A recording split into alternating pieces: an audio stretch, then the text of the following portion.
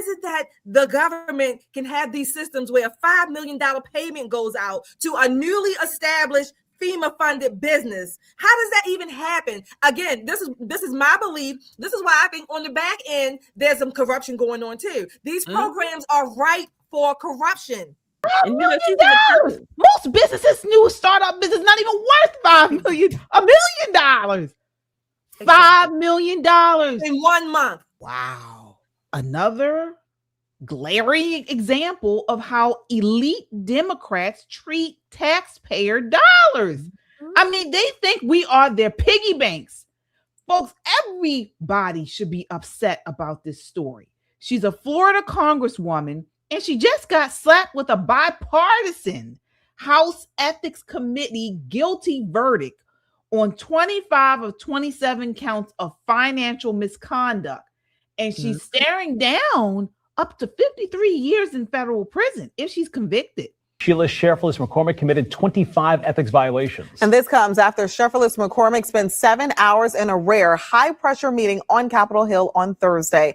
The congresswoman refused to answer our crews on her way out. The Democrat is facing more than 24 charges for alleged misconduct, and the charges include accusations that she stole millions of dollars in FEMA COVID-19 relief funds and funneled the cash into her campaign for Congress in 2021. Cherfilus-McCormick is also facing a federal indictment for the same alleged activity. She's fiercely denying any wrongdoing. My client on the one side of me saying, that's not true. I want to get up and I want to testify and I want to explain something. How can she possibly go into court and have a fair trial if her jurors have already heard that she was found guilty by the House of Representatives? Lawmakers hearing the case saying this morning that they will consider her punishment, but no other details were released. Cherfilus-McCormick could face more than 50 years in prison and potential expulsion from Congress. All right. She should have been expelled. So let's dig into what she actually is accused of. $5 million in FEMA heist. So back in 2021, in July of 2021, her family's healthcare company, Trinity Healthcare Services, received a massive overpayment of roughly $5 million in federal disaster relief funds tied to COVID-19 vaccination staffing contracts.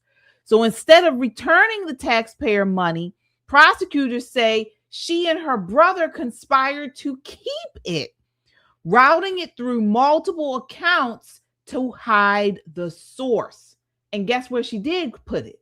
Her campaign. A big chunk allegedly went straight into boosting her 2021 special election campaign for Congress, okay, which she publicly called self-funded. Yeah, it was funded by taxpayers.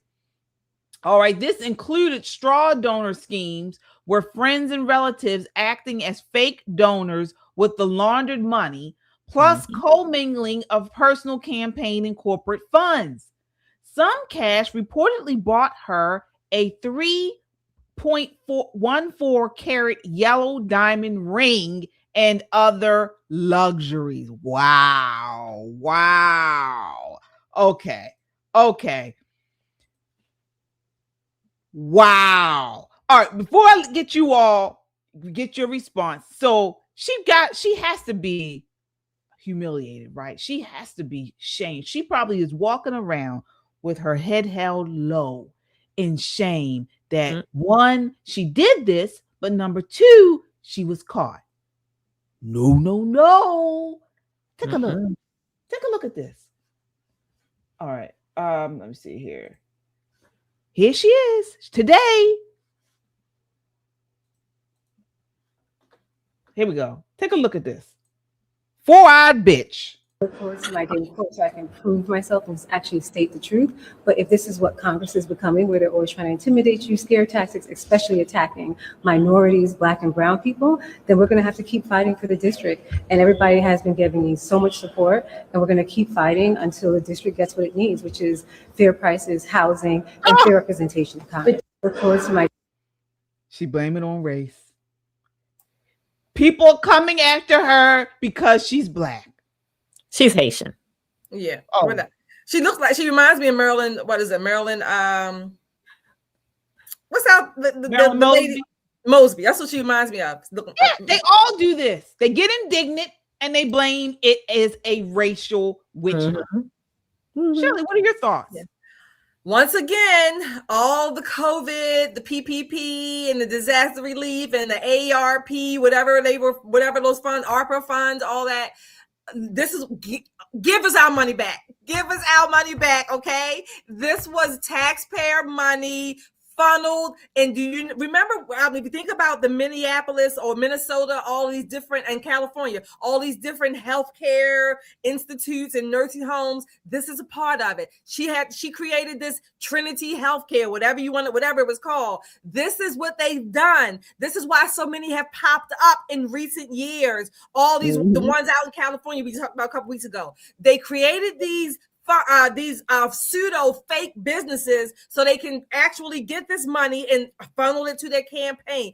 I mean, this is ridiculous. I mean, that's why I say, and fraud is in every state. The fraud is in every state. PPP, Medicare, Medicaid, SNAP, whatever, any other housing authority programs.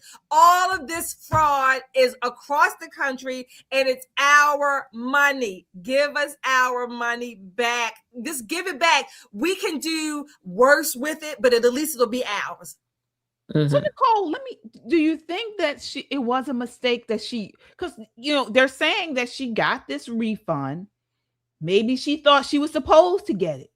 What refund? It wasn't a refund. It was an overpayment. PPP. The PPP wasn't no refund. So what they did is during COVID, lots of people stood up, healthcare companies, to go out and give vaccinations, right? And it wasn't just mom and pop companies. Walmart flipped most of their cashiers. They watched YouTube and they giving people the jab. I mean, it really was a free for all of just the government throwing money at people, hoping that this would make a problem go away. And it never, ever works that way. So she set up a healthcare company, and that healthcare company was charged with giving shots around Florida, right? And then she claims, this is her claim, because I watched all 7 hours of the hearing. Wow. Let's talk about how she was 2 hours late. Let's do that. Came in with her friend Jasmine Crockett. So we knew what we were in for. So she claims that she was driving around Florida telling the Haitian community and the Black and Brown community to go get shots. And this is the reason why she thought that her company should keep the money, because she actually did the work. Well, the problem with that is that she didn't. And there's definitive proof that she didn't. And it's one thing to be brought before the House Ethics Committee. That happens to a ton of congressmen, because anybody can level a complaint about you. Anything. When they do a hearing that's live and open to the public, that means you didn't burnt every bridge you had to stand on. They haven't done a live ethics hearing in 16 years. Wow. That's how pissed off they are. So they have been asking her to turn over to them information that would clear up the situation. For 2 years, they've been asking her that. Mr. Barzee, her attorney, has only been working on her case for 3 years. He's her fifth attorney. So again, she's bringing all of her who's going to check me, boo, to this situation. And what the House has said, it's us. We're going to check you. This is what's going to happen. There's a very strong likelihood that she will be expelled. She'll get George Santos. She'll be tossed out on her butt, because the last thing that the people in the House of Representatives want is the American public shining a light in their finances. That's the last damn thing they want. So they'll get rid of the troublemaker before American people start saying, well, hell, if she did it, don't you have a healthcare company? Let's open the books and see what you did. Right. But what they want is they wanted her to comply. They asked her for documents. She wouldn't comply. She fired that attorney. The other attorney came on. He took a look at the case, heard what she said, and he ran. So there's all of this drama surrounding it. And Mr. Barzee tried 3 ways to Sunday. It's going to be double jeopardy, and she won't be able to get a fair trial. And if I talk louder, you'll believe me. And none of it worked, because when the House Ethics Committee staff sat down with their volumes of information, they started on chapter 1 and went all the way through the Revelations. Honey, they dragged that thing for filth. Do you hear me? Every single thing about this. She stonewalled them. She lied to them. She wouldn't return phone calls. She destroyed documents. She created documents that didn't have any signatures on it. Anything you can do to try to wiggle out of something, she's tried to do it. She's tried. And it didn't work. And when I tell you these folks are over her ass, the staffers were mad at her. The staffers were like, all you had to do was comply. We wouldn't even be here, on public television with people watching from all over the country. You wouldn't have to live through this embarrassment. And she was not embarrassed. Her head was not down. They got the ring. They got the ring. They got the ring highlighted. And I just saw that in the inside. That's the ring. That ring was the last straw for the ethics committee. That was the last damn straw. They lost them. When I'm reading the DOJ thing, the DOJ file, whatever, right there in 2021. Now I don't know if I think they said in the report that she created the business in 2021. In July, it was a FEMA funded, and this is FEMA funded COVID whatever business. So your business, you started your business so you can get these funds, and then in July the same year, the 21, they sent you a $5 million overpayment. Daggone well, you just starting your healthcare business, $5 million. That had to be wrong, number one. But number two, it also says to me, how is it that the government can have these systems where a $5 million payment goes out to a newly established FEMA funded business? How does that even happen? Again, this is my belief. This is why I think on the back end, there's some corruption going on too. These programs are ripe for corruption. Yeah, agreed. And most businesses, new startup business, not even worth $5 million, $1 million. $5 million in 1 month. Wow. Yeah, you're right. She's in July 2021. Okay, her family's healthcare company received the money in July of 2021. Well, you're saying she started the business when? I thought it said in the report that the business was started, but that may have been the 2021 I heard. Maybe they didn't start it. But they got a FEMA funded contract in 2021, and then in July they got the payment. So It's still the same year. And then in July, later on in the year, her tax guy, 2021, all of this is 2021. He tried to, it sounds like what they reported, he basically tried to manipulate it and whatever. Yeah. All this in 2021. They're playing that shell game. This is what makes me. That's exactly what it is. It makes me crazy about this because working in healthcare, we're not allowed to have a shell game. There's rules and regulations about shell game. But here is this attorney, sitting member of Congress, with $5 million she wasn't supposed to have, and instead of returning it, saying, "Oh no, you made a grave error." She said, well, you know what? We should break this up into little pieces, funnel it through all these different accounts, and then put it into my campaign, and then all of us can eat. Because how would they know it wasn't donated? In fact, Grandma, you going to say you gave me $6,000. Auntie, you going to say you gave me $10,000. This is what they do. This is what they do. And again, does she give a damn about the people? Not at all. Is she ashamed? Not in the slightest. And the biggest shell game, she pranced into that meeting like she was going to lunch.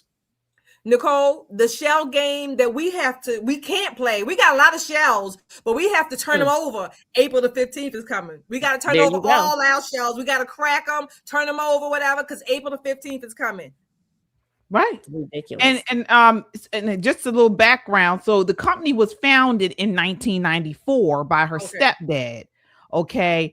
And so he's been referenced with involvement in this as well. But it began as a Florida-based home health care company. All right. And then she joined in 1999 as an intern while in college. She went to Howard University. And so she worked her way through, and she was promoted to operations manager in 2002. Okay. And then in 2010, she became CEO. All right. So the business has been around for a little while.